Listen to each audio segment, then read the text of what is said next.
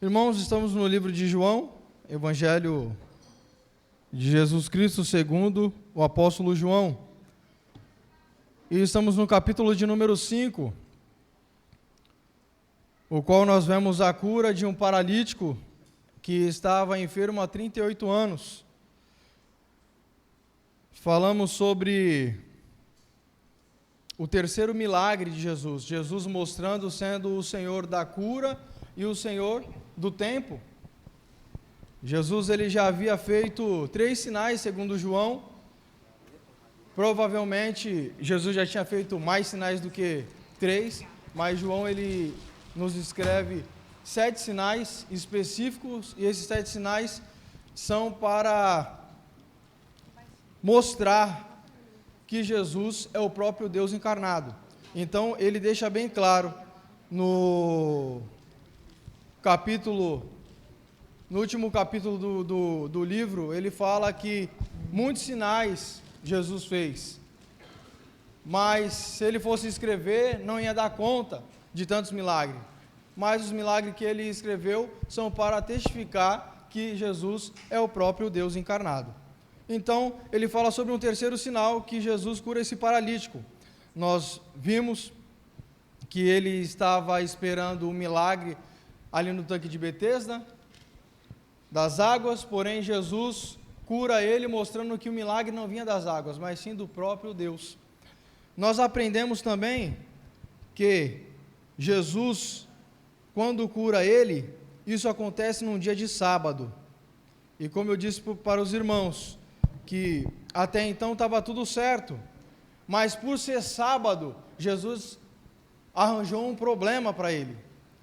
Por quê? Porque os próprios judeus, fariseus, tinham o sábado como um dia sagrado, e Jesus tinha acabado de violar uma lei, um mandamento, que era de curar no sábado. Interessante que aquele homem tinha mais do que 38 anos, por volta de uns 50 anos, não sei, porque a Bíblia fala que ele estava há 38 anos enfermo, não fala que ele nasceu enfermo, né? Fala que ele tinha 38 anos enfermo, e nós vamos ver mais para frente que parece que essa enfermidade foi por decorrência de algum pecado, algo que ele cometeu em sua juventude. Então Jesus cura ele, esse homem que estava todo esse tempo enfermo, provavelmente ele devia ser uma pessoa conhecida, né? Você passa em alguma avenida por aqui, e geralmente tem pessoas pedindo um dinheiro para comprar alguma coisa, né, e tal, pedindo uma esmola, vamos dizer assim, e você acaba, por ser uma rotina sua, frequente de você passar, você acaba conhecendo aquela pessoa, de vista. Às vezes você pergunta o nome, tá, mas você sabe quem é aquela pessoa, você sabe, às vezes tem um problema na perna, às vezes, né, não sei, o braço. Então você acaba conhecendo. Então, por ter esse tempo todo que esse homem estava enfermo, e ele estava ali, a Bíblia não diz há quanto tempo que ele estava no tanque, mas provavelmente aquele homem devia ser uma pessoa conhecida. As pessoas deviam ver ele já necessitado, pedindo talvez esmola, ali esperando a cura, mas ninguém nunca nem o ajudou. Ele mesmo diz: não tenho ninguém para me ajudar. Quando as águas se movem, ninguém me ajuda, ninguém me coloca lá para eu ser curado. Mas quando esse homem, ele é curado, a primeira coisa que os religiosos fazem é o quê? No sábado. Como que o sistema religioso é complicado, né, irmãos? Porque você vê que a pessoa, de vez se alegrar com um milagre, com algo que aconteceu ali, poxa, aquele cara estava 38 anos enfermo. Eu acredito que se fosse qualquer um dos fariseus, eu duvido, se qualquer um dos fariseus tivesse enfermo, e Jesus quisesse curar, ele fala: não, por favor, hoje não, vem no domingo, porque hoje não pode, me cura amanhã. Quem vai falar isso, irmão? Quem está 38 anos esperando uma bênção? Irmão, não quero saber se hoje é sábado, se hoje é domingo, se hoje é segunda, me cura, pelo amor de Deus. Mas como era uma pessoa que não tinha nenhum parente sequer ali para poder o ajudar, então é mais um na fila, né? Então aqueles homens falam: quem te curou? Como você é capaz de carregar a cama, né, o seu leito ali, diz o leito, né, o carpetezinho que ele estava deitado, como você carrega isso num sábado? E como eu disse, que nós vemos que no mandamento em Êxodo lá, capítulo 20, vai falar sobre o sábado, que o Senhor consagrou o sábado, o Senhor descansou, né? E nós sabemos que o Velho Testamento, ele é a sombra do que havia. Então, o que acontece? O sábado, ele mostra que o dia haveria um dia que seria o dia do Senhor. Porém, no Novo Testamento, nós vemos a igreja do primeiro século, a igreja que iniciou ali, elas não se reuniam no sábado, no sétimo dia da semana, e sim no primeiro dia da semana, que é o domingo. E isso vem por conta que Jesus Cristo, ele ressuscita no primeiro dia da semana. Então, os cristãos, eles pegam esse dia da ressurreição de Jesus Cristo e tomam como um dia do Senhor. E qual o dia melhor de se reunir para adorar ao Senhor, senão no dia que o Senhor, ele ressuscitou? Nós temos alguns versículos que mostram que a igreja, ela se reunia no primeiro dia da semana. Se você ver lá em Atos 20, capítulo 20, versículo 7, você vai ver que o apóstolo Paulo, ele se reúne com os irmãos com a finalidade de partir o pão, a ceia do Senhor. Então, o apóstolo Paulo, no primeiro dia da semana, ele se reúne com a igreja, ele estava vindo de viagem, então a primeira coisa que ele faz, ele para ali para poder se reunir e partir o pão. Você vê lá em Coríntios, capítulo 16, 1 Coríntios, que o apóstolo Paulo, ele vai falar que ele estava passando nas igrejas recolhendo oferta para os irmãos que estavam passando necessidade em Jerusalém. Ele fala: no primeiro dia da semana, quando vocês se reunirem, vai separando aí, que quando eu for até vocês, para a gente poder se reunir como igreja, vocês não precisem tirar algo que talvez vocês não se planejaram. Vai se planejando ali, vai guardando, e no primeiro dia da semana eu passo e pego a oferta para levar para os irmãos. Você vê em Apocalipse, capítulo 1, versículo 10, João, ele fala, João menciona estar em espírito no dia do Senhor. Você vai ver João falando que ele foi em espírito ao céu, e isso no dia do Senhor. E o dia do Senhor que nós conhecemos, a igreja conhece, que é o primeiro dia da semana, o dia do Senhor, o domingo. Então temos alguns versículos, e temos, desde o princípio, primeiro século lá, vamos dizer assim, a igreja se reunindo no primeiro dia da semana.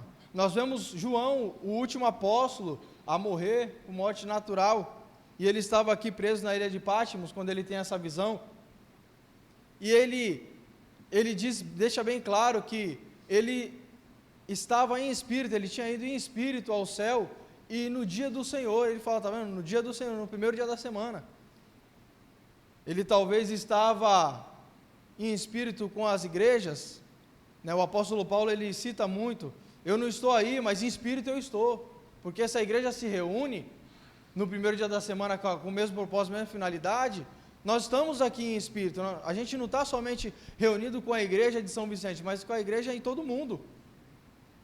Quando nós paramos com o mesmo propósito, o mesmo objetivo, nós estamos ligados, porque nós somos o corpo de Cristo.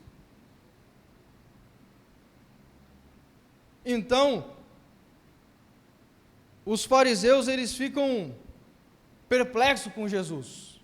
Por quê? Eles perguntam para ele pergunta para o coxo. Eu vou pedir para Tamires ler para mim, do 10 ao 18, por favor. Por isso disseram: os judeus ao que fora curado: hoje é sábado, e não te é lícito carregar o leito. Aos que ele lhes respondeu: o mesmo que me curou me disse: toma o teu leito e anda. Perguntaram-lhe eles: quem é o homem que te disse: toma o teu leito e anda? Mas o que fora curado não sabia quem era, porque Jesus se havia retirado por haver muita gente naquele lugar. Mais tarde, Jesus o encontrou no templo e lhe disse: olha que já estás curado, não peques mais, para que não te suceda coisa pior. O homem retirou-se e disse aos judeus que fora Jesus quem o havia curado. E os judeus perseguiam Jesus porque faziam estas coisas no sábado. Mas ele lhes disse: meu pai trabalha até agora e eu também trabalho. Por isso, pois, os judeus ainda mais procuravam matá-lo, porque não somente violava o sábado, mas também dizia que Deus era o seu próprio Pai, fazendo-se igual a Deus. Obrigado, Tamires. Então você vê aqui que no versículo 11, eles indagam aquele homem que outrora era coxo, hoje estava andando, né? Já estava andando naquele momento. Fala: quem foi que te curou? Ele fala: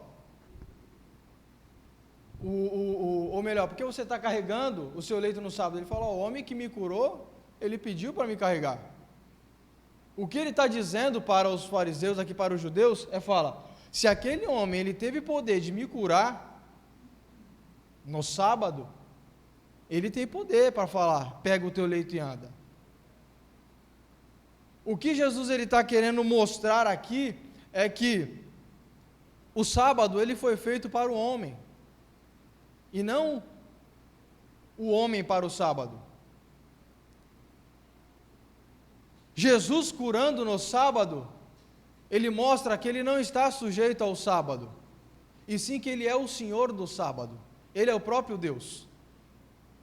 Eu não preciso me sujeitar ao sábado, porque eu sou o próprio Deus. Eu criei o sábado. Então eu posso fazer, eu posso curar. Então aquele homem fala: se ele me curou, ele tem poder. E o interessante aqui, quando ele fala a respeito disso, é que você vê, e eles poderiam parar e pensar só um pouco, sair um pouco daquele sistema religioso deles, e pensar: poxa, o cara curou no sábado, se ele curou, é porque foi Deus que permitiu isso. O próprio Nicodemos, que fazia parte do Sinédrio, um dos principais, a Bíblia diz que ele era top ali em Israel. Poxa, quando ele tem um encontro com Jesus, a primeira coisa que ele fala: mestre, ele já reconhece Jesus como mestre, vejo que você faz coisas maravilhosas, né? E isso vem da parte de Deus, porque ninguém pode fazer essas coisas se Deus não estiver com ele. O próprio Nicodemos reconheceu: o que você faz é da parte de Deus, porque senão não teria como. Provavelmente aqui, quando ele tem esse encontro com Nicodemos, ele só tinha feito um milagre no Evangelho de João, mas ele fez muito mais, porque você vê Nicodemos falando: ninguém pode fazer essas coisas, ele fala no plural. Essas coisas, Jesus fez muitos milagres, que não foi citado nesse livro, e a gente vê isso nos evangelhos de Mateus, Marcos e Lucas, todos esses outros milagres. Então ele reconhece Jesus, ele fala: ninguém pode fazer essas coisas, mas já aqui eles falam: não, como assim? O cara te curou no sábado? Poxa, se ele curou no sábado é porque Deus permitiu, o próprio Deus o curou. Aí Jesus, ou melhor, aquele coxo, ele não sabia quem foi que o curou, porque Jesus curou ele, e saiu logo, porque uma grande multidão estava ali, e Jesus então, ele se retira, e quando ele é indagado: quem foi que te curou? Quem foi esse homem que te curou? Ele fala: não sei, o cara veio aqui, me curou e saiu. O interessante é que um tempo depois, eu acredito que tenha sido no mesmo dia isso aqui que aconteceu, Jesus encontra ele lá no templo. Quando ele estava enfermo, ele não podia entrar no templo, né? Ele estava enfermo, ele não podia entrar. Agora ele já pode, ele está curado. Ele pode entrar lá no templo para poder oferecer sacrifício agora. Aí Jesus vai até ele. Ele não vai até Jesus. Interessante que você vê que esse homem, ele não fez nada para ser curado, né? Eu tento entender, e logicamente, hoje, a gente com a escritura já concluída e tudo, a gente consegue compreender as coisas de Jesus, mas naquele tempo, se você tentasse entender o porquê, por que Jesus curou ele? O cara, ele nem sequer olhou direito para Jesus, ele não foi até Jesus. Geralmente as pessoas iam, a mulher do fluxo de sangue foi lá se apertando, tocou em Jesus, recebeu a cura. Você vê lá o cego de Jericó, Jesus, filho de Davi, gritando lá para poder ser visto por Jesus, recebeu ali o milagre. Mas aquele homem, ele não fez nada, ele estava ali, Jesus sabia já da situação dele, Jesus chega até ele, Jesus pergunta se ele quer ser curado, ele não pediu nada para Jesus. Jesus pergunta, você quer ser curado? Jesus vai até ele. Quando ele está lá no templo, novamente Jesus vai até ele. Aí ele fala aqui no versículo 14, mais tarde, Jesus o encontrou no templo e lhe disse, olha, que está curado, não peques mais, para que não te suceda coisa pior. Então Jesus vai até ele e fala, olha, você está curado, que bênção, né? Glória a Deus. Agora eu vou te dar um conselho, não peques mais, para que você não receba coisa pior. É aqui que a gente entende que essa enfermidade que esse homem adquiriu foi por conta de algum pecado, algo que ele cometeu em sua juventude, e ele acabou acarretando esse problema para a vida dele. A gente vê hoje em dia no jornal o que mais passa aí é latrocínio, né? É roubo e um monte de coisa, e muitas das vezes a pessoa que às vezes rouba, às vezes tem a infelicidade de encontrar um polícia ali na situação, ou alguém que está armado também, e ela pode acabar ou morrendo por uma defesa, né, daquele que está sendo coagido, ou ficar enfermo, tomar um tiro, não sei, nas costas, ficar paralítico, e a gente sabe que pode acontecer várias coisas. Tem essa possibilidade, a gente não sabe o porquê, se esse homem talvez foi roubar e de repente acabou se machucando e ficou desse jeito, ou por ter pecado, não deixa de ser pecado você roubar, né? Não deixa de ser pecado, mas talvez agora ter pecado diretamente contra Deus e adquirir essa enfermidade. A gente vê alguns exemplos de pessoas que pecaram diretamente contra Deus e adquiriram enfermidades. Miriam, você vê que adquiriu enfermidade. Você vê o servo de Eliseu também recebeu enfermidade, ficou leproso, pegando a lepra de Naamã, né, Geazi. Você vê outras pessoas que receberam enfermidade, outros reis que morreram por ter pecado contra o Senhor, querer oferecer sacrifício, rei Uzias. A gente vê vários exemplos de a pessoa adquirir ou enfermidade ou morrer, um juízo de Deus, um juízo divino, por conta de um pecado que cometeu durante a sua vida. Então Jesus fala para ele, vai para sua casa, não peques mais, para que isso não te suceda coisa pior. E aquele homem, eu não sei, irmãos, o que levou aquele homem a falar para os fariseus, para os judeus, que Jesus o que havia curado. Eu não sei se a intenção dele foi boa, eu não sei se ele... Qual era a real intenção, o que ele pensava, que depois que Jesus encontra ele e fala isso para ele, ele vai até os judeus e fala, quem me curou foi Jesus. Eu não sei se ele estava alegre, contente e quis falar, Jesus foi que me curou, ou se ele quis puxar o saco dos judeus e falou, quem me curou foi Jesus. A gente não sabe qual foi a intenção desse homem, mas que por ele ter falado isso, acabou arrumando um probleminha para Jesus, né? Que até então ninguém sabia quem foi. Opa, ele foi curado no escuro ali, ninguém sabe. Glória a Deus e continua a vida. Mas ele acabou falando, quem me curou foi Jesus. Aí aqueles homens foram até Jesus, os fariseus os judeus. Falou, pô, por que você curou no sábado o homem? Quem é você para curar no sábado? Aí Jesus fala para ele, ó. Jesus responde, mas ele lhe disse, meu pai trabalha até agora, e eu também trabalho. Aqui, irmãos, esse versículo aqui está o caos de tudo que vai acontecer depois mais para frente. Essas palavras que Jesus usou, falar, o meu pai trabalha até agora, e eu também trabalho, é a porta para os fariseus e os judeus começarem a perseguir Jesus. Você viu que a Tamires leu aqui, que por Jesus ter falado isso, eles odiaram Jesus mais ainda e procuraram matar, porque agora Jesus ele não só transgrediu o sábado, agora Jesus ele fala que o meu pai trabalha e eu também. Jesus ele está se igualando a Deus e isso é uma blasfêmia. Como assim?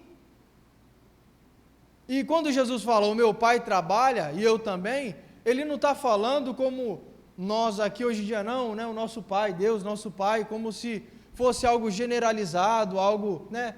Pai que está no céu. Não, os judeus entenderam o que Jesus estava falando. Para você ver aqui Jesus declarando ser o Filho de Deus. Porque senão os judeus falam, a gente também é do povo de Deus, Deus também é nosso pai. Não, quando eles falaram isso, os judeus eles ficaram com ódio. Como assim? É teu pai? Como assim teu pai? Tu tá maluco? É mais ou menos nesse aspecto que os judeus estão falando. Isso é uma blasfêmia, você está pecando contra Deus, você está se colocando igual a Deus. Eles pensam, ou tu é maluco, lunático, porque não é possível um homem se igualar a Deus. É mais ou menos nesse aspecto, é mais ou menos nessa indignação, os judeus ficaram indignados com o que Jesus falou. Essas palavras de Jesus foram o checkmate para eles poderem odiar Jesus e querer matar, porque até então Jesus, ele ainda não tinha sido, como que eu posso dizer, ele não tinha sido ainda perseguido pelos judeus, ao contrário, você vê que os judeus começaram, uns versículos atrás, a gostar de Jesus. Nossa, que maravilha, você vê no capítulo 2, quando Jesus ele faz lá os milagres, e eles começam a crer, a Bíblia fala que Jesus não acreditava neles, porque sabia o que eles estavam pensando, sabia o coração deles, está lá no finalzinho do capítulo 2, e eles acreditaram que Jesus fazia milagres, né? E eles se alegraram com Jesus, nossa, que maravilha, mas Jesus não botou confiança neles, a Bíblia fala. Então, de início, eles, nossa, que bênção, né, Jesus, caramba, o cara está fazendo milagre, o cara fez isso, fez aquilo, que maravilha. Jesus estava sendo aplaudido, até aqui, a partir daqui, começou a perseguição de Jesus. Jesus aqui tinha, em média dos seus 31 anos, mais ou menos. Então aqueles homens ficam indignados, e Jesus começa agora o seu discurso, a partir do versículo 19. Primeiro Jesus ele vai falar, ele vai responder, porque quando Jesus fala para eles que o meu pai trabalha e eu também, e eles ficam indignados por essas palavras, Jesus ele vai do versículo 19 até o versículo 30, ele vai estar falando que ele é o Filho de Deus, ele vai estar falando que aquilo que Deus faz, ele também faz. Sabe aquele ditado tal pai, tal filho? É mais ou menos isso que Jesus está falando para eles, né? Eu até procurei ver se esse ditado vinha talvez dessas palavras de Jesus, alguma coisa assim, né? Qual é a origem desse ditado popular, né? Tal pai, tal filho, porque a gente vê que quando a pessoa diz essa palavra, quer dizer que é parecido com o pai, ou tem o mesmo costume que o pai. Às vezes o pai tem um jeito de fazer algo, aquela pessoa também, ou o pai seguiu uma profissão, aquele filho também. Então, ele imita o pai, né? Tal pai, tal filho, é mais ou menos nesse sentido que quer dizer. Então, Jesus, ele faz desse ditado aqui o seu sermão. Ele fala que aquilo que o pai faz, ele também faz. E o pai deu poder para ele fazer tudo aquilo que ele faz. Foi o próprio pai que deu esse poder para Jesus.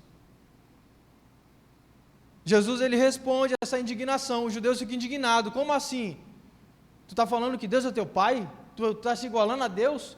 Aí Jesus começa então o seu sermão. Eu vou pedir para a Tamires ler do 19 ao 30, por favor, para a gente ver Jesus respondendo essa indignação e mostrando que, se eles estão indignados porque Jesus falou isso, para eles ficar tranquilos que coisas maiores ainda eles vão ver.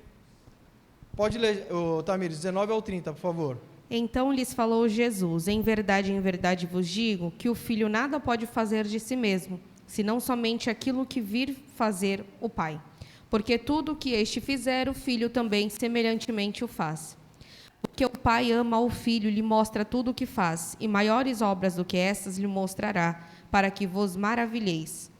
Pois assim como o Pai ressuscita e vivifica os mortos, assim também o Filho vivifica aqueles quem quer.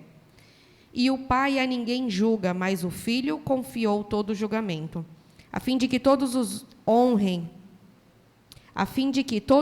o Filho do modo por quem honram o Pai. Quem não honra o Filho, não honra o Pai que o enviou. Em verdade vos digo, quem ouve a minha palavra e crê naquele que me enviou tem a vida eterna. Não entra em juízo, mas passou da morte para a vida. Em verdade vos digo, que vem a hora, e já chegou, em que os mortos ouvirão a voz do Filho de Deus, e os que a ouvirem viverão. Porque assim como o Pai tem vida em si mesmo, também concedeu ao Filho ter vida em si mesmo. E lhe deu autoridade para julgar, porque é o Filho do homem. Não vos maravilheis disto, porque vem a hora em que todos os que se acham nos túmulos ouvirão a sua voz e sairão. Os que tiverem feito o bem, para a ressurreição da vida, e os que tiverem praticado o mal, para a ressurreição do juízo. Eu nada posso fazer de mim mesmo, na forma, porque ouço, julgo. O meu juiz é justo, porque não procuro a minha própria vontade, e sim a daquele que me enviou. Obrigado, Tamires. Então você vê Jesus, ele fazendo um longo discurso, agora ele falando que ele só faz aquilo que o Pai o manda ele fazer. Ele só faz aquilo que o Pai deu para ele, o poder de ser feito. Jesus, ele começa a dizer aqui que ele é o Filho de Deus, porque ele faz aquilo que o Pai faz. Ele fala que assim como o Pai ressuscita e vivifica os mortos, assim também o Filho vivifica aquele a quem quer. Aqui Jesus, ele vai se aprofundando cada vez mais com os judeus, dizendo: ei, vocês estão preocupados com isso que eu estou falando? Vocês vão ver coisas maiores, vocês vão ver morto ressuscitar, vocês vão ver coisas maravilhosas. E ele vai se aprofundando cada vez mais. Ele fala aqui que em verdade vos digo, que vem a hora, e já chegou, em que os mortos ouvirão a voz do Filho de Deus, e os que ouvirem viverão. Jesus, ele começa a falar sobre a sua redenção. Jesus, ele vai se aprofundando, ele fala que ele é Filho de Deus, ele fala que faz as obras que Deus deu a ele para fazer. Ele fala, mortos vão ser ressuscitados, o Senhor, ele dá poder para mim, ele ressuscita mortos, e eu também vou ressuscitar mortos. E não só isso, eu vou morrer ainda, e aqueles que estão mortos ouvirão a minha voz e vão ressuscitar.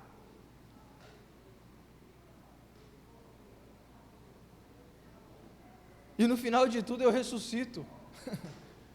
Jesus mostrando aqui ser o Filho de Deus, porque Só Deus pode fazer essas coisas, irmãos. Infelizmente, os judeus estavam impregnados com aquele sistema religioso e não conseguia ver o próprio Cristo na sua frente, o próprio Deus. Porque quantos milagres Jesus fez, quantas maravilhas. Jesus fala aqui para ele, em rápidas palavras, que ele é filho de Deus, porque ele faz essas coisas. E ele, como Deus o faz, ele também faz. E agora Jesus, ele vai se apropriar de João Batista, e ele vai falar, eu não dou testemunho de mim mesmo, eu não preciso dar testemunho de mim mesmo. Ele vai falar que o próprio João Batista o sucedeu e falou sobre ele. Lê para mim, Tamires, do 31 ao 35, por favor. Se eu testifico a respeito de mim mesmo, o meu testemunho não é verdadeiro. Outro é o que testifica a meu respeito, e sei que é verdadeiro o testemunho que ele dá de mim. Mandastes mensageiros a João, e ele deu testemunho da verdade. Eu, porém, não aceito humano testemunho. Digo-vos, entretanto, estas coisas para que sejais salvos. Ele era a lâmpada que ardia e alumiava, e vós quisestes por algum tempo alegrar-vos com a sua luz. Obrigado. Então Jesus ele fala, João ele veio e ele precedeu isso. Ele falou de mim, e eu testifico para vocês que o que João falou está certo. O que João falou é verdade, é verdadeiro. Jesus fala, vocês mandaram pessoas para poder questionar João, para perguntar para João, e João respondeu para ele sobre a minha pessoa, e vocês se alegraram com isso. Vocês por um tempo se alegraram, nossa, que bênção, né, João? Ensinava os ensinamentos diferentes do que eles tinham de conhecimento. Vocês até o momento se alegraram. E detalhe, Jesus ele fala aqui, no 34 ele fala, eu porém não aceito o testemunho humano. O que Jesus está falando, eu não me empolgo não. João veio, testificou de mim, mas eu não me empolgo porque João testemunhou de mim, porque eu não preciso de testemunho humano, eu não preciso que alguém venha e fale de mim. Ele fala, eu não falo de mim e eu nem preciso que alguém venha e fale de mim, mas o que ele falou é verdade. Vocês se alegraram por um tempo, mas quando João começou a raça de víbora, arrependa-se, aí começou a doer, calma aí João, tu estava com um ensinamento legal aí, agora tu tá pegando já desse jeito, aí não dá, né, João? Aí começou, tinha 100, saiu, 80, 50, aí foi saindo. Os seguidores que gostaram dos ensinamentos de João, quando João começa a pegar firme com eles, ele, Jesus fala, por um tempo vocês até se alegraram. Aí Jesus fala, eu tenho um testemunho maior do que o de João. E o que é esse testemunho maior do que João que Jesus fala? Ele fala, as obras que eu faço, elas testificam de mim. Elas é maior do que João. Porque até então alguém vir e falar sobre uma pessoa, legal.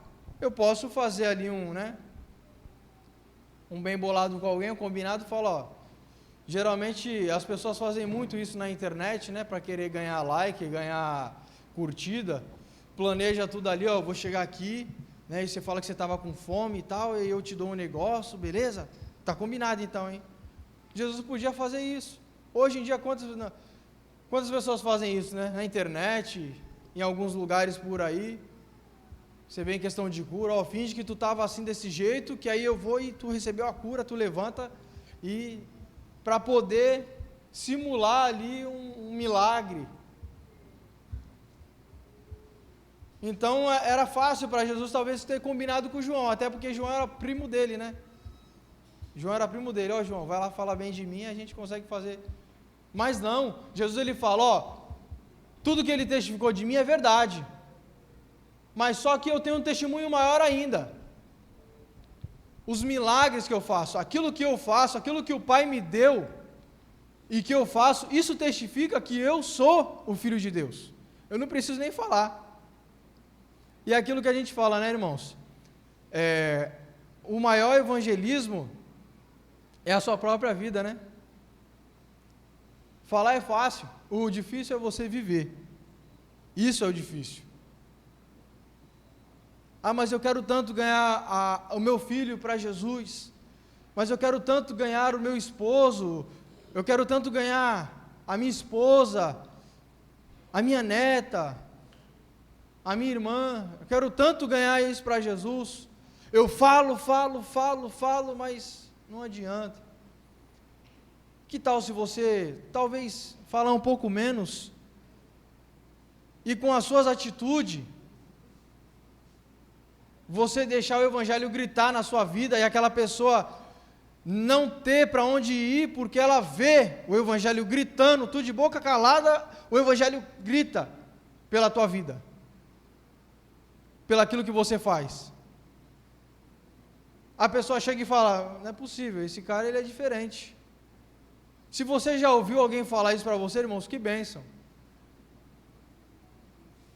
Com toda a modéstia e que ele cresça, que eu diminua, eu já ouvi uma fala assim, poxa, tu é diferente. Aí eu falei que eu era cristão lá, sabia, tinha alguma coisa em tu diferente aí, por isso. Que bênção se nós ouvíssemos isso pelo menos uma vez na vida, quer dizer que a gente está no caminho certo. As pessoas estão vendo a diferença na nossa vida. E você não precisa nem falar isso no tempo que eu era da escola, estava estudando. E você vê as coisas acontecer, né? Você vê o Evangelho gritar, você de boca calada, o Evangelho grita, pelas suas atitudes. Do 36 ao 37, Jesus vai falar assim, ó, mas eu tenho maior testemunho do que o de João, porque as obras que o Pai me confiou para que eu as realizasse, essas eu faço, ou melhor, essas que eu faço, testemunham ao meu respeito, de que o Pai me enviou. O Pai que me enviou, esse mesmo, é que tem dado o testemunho de mim. Jamais tendes ouvido a sua voz, nem visto a sua forma. Ele fala, o testemunho que eu dou é o que o Pai confiou em minhas mãos, e tudo o que eu faço é porque o Pai que está no céu é que me deu para que eu venha fazer. Ele confiou esses milagres nas minhas mãos, essas obras maravilhosas que eu faço, Ele confiou em minhas mãos e por isso que eu faço. E Ele testifica de mim porque Ele confiou isso em minhas mãos. Se Ele confiou, Ele testifica. Ele confia em mim. Ele sabe que eu sou o Filho de Deus verdadeiro. Ele sabe que eu sou o Filho dele. É mais ou menos isso que Jesus quer dizer para os fariseus. Então, Jesus, Ele responde à indignação dos judeus, que não acreditavam que Ele era o Filho de Deus, e o livro de João, ele está especificamente e exclusivamente para mostrar que Jesus é o próprio Deus encarnado, o próprio Filho de Deus. E João, ele fala que não tem como você obter a salvação se não for por a fé em Jesus, que ele é o Filho de Deus, e o nascer de novo, nascer do Espírito que ele fala. É para isso que João escreve esse livro. João está escrevendo muitos anos depois que Jesus já morreu. Talvez as pessoas já estavam desacreditadas, talvez as pessoas já não estavam mais crendo que Jesus era o Filho de Deus, os apóstolos já tinham tudo morrido, só João estava vivo. Então João, ele escreve para testificar, ei, Jesus é o Filho de Deus, ei, Jesus é o Deus encarnado. Então João escreve que Jesus disse, Eu não preciso de testemunho humano. As obras que Deus confiou em minhas mãos já testificam de mim. Então Jesus, ele usa o testemunho de João Batista. Jesus, ele diz que as obras que ele faz testificam que ele é o Filho de Deus. E agora Jesus, ele vai usar outro exemplo. Por quê? Porque nós sabemos e aprendemos que os fariseus, eles eram devotos à Torá, o Pentateuco. E eles sabiam de ponta a ponta o que estava escrito ali. Desde os 6 anos ele ia para o templo para poder aprender. E com uns 13 anos, mais ou menos, eles já estavam responsáveis por qualquer atitude que eles tomavam, que se referia a Deus. Então, eles conheciam as leis. Eles sabiam. O problema é que a gente, irmãos, acaba pegando para nós somente aquilo que interessa, né? Não é verdade? Você já viu, às vezes, a pessoa se apropriando de alguns versículos isolados para poder defender uma ideia, defender um pensamento ou um erro? Infelizmente, era mais ou menos isso que os fariseus faziam. Eles se apropriavam do conhecimento que eles tinham, porque o povo não tinha conhecimento. A gente vai ver até mais lá na frente, se eu não me engano é no capítulo 7, que Jesus ele faz alguns milagres, e é quando Nicodemos aparece novamente pela segunda vez defendendo Jesus, que eles estão querendo matar Jesus. Nicodemos fala, pode a gente condenar alguém sem antes ouvir?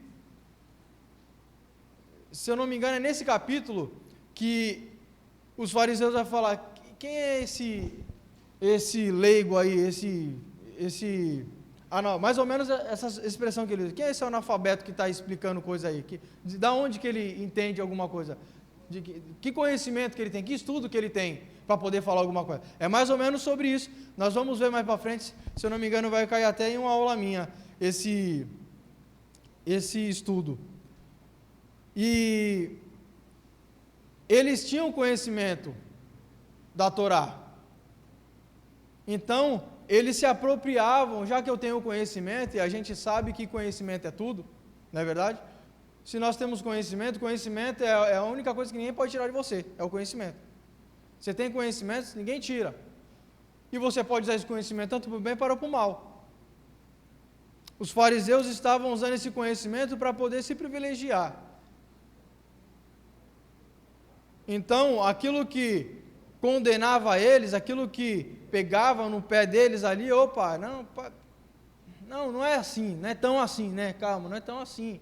Você está entendendo errado. Mas aquilo que talvez para ele não tinha interesse algum, eles pegavam firmes ali e queria colocar aquele jugo sobre o povo. Por isso que Jesus indagou eles várias vezes, dizendo: vocês são sepulcro caiado, vocês coam mosquito e engolem camelo. Então, com esse conhecimento que eles tinham, essa devoção, essa fé que eles tinham, que eles cumprindo, que eles achavam que a salvação viria por eles cumprir os mandamentos que foi dado ali. Eles não acreditavam que a salvação vinha por intermédio de Jesus Cristo. A salvação era de graça. Até que quando Jesus ele conversa com Nicodemos, e ele fala que tem que nascer da água e do Espírito, Nicodemos não entende nada que Jesus fala, ele fala: poxa, tu é mestre, e você não entende? Aí ele começa a explicar para Nicodemos, eu fico imaginando a cara de Nicodemos falando: então é isso? É só isso? É isso que é ser salvo? É isso que é fazer parte do povo de Deus? E tudo que eu faço, de cumprir os mandamentos, de subir de joelho, não sei quantos degraus, de fazer isso, de fazer aquilo, isso não serve de nada? Isso é tudo sacrifício de tolo? É mais ou menos isso. É mais ou menos nesse aspecto que Nicodemos ele recebe as palavras de Jesus no capítulo 3. O próprio Paulo fala que tudo o que ele fez não serve de nada. Fala, tudo que eu fiz não serve de nada. Tudo anátema, né? Tudo que eu fiz, todo esse zelo pela lei, esse cuidado, não serve de nada.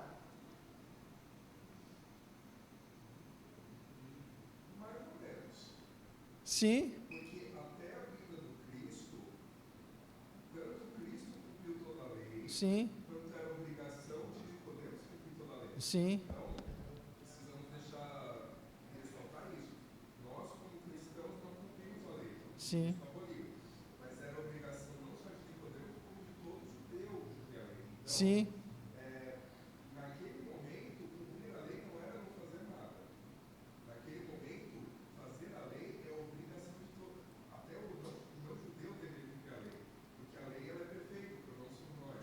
Sim. Então, sim, de fato, para nós hoje não há necessidade. Tá aí a resposta que você deu.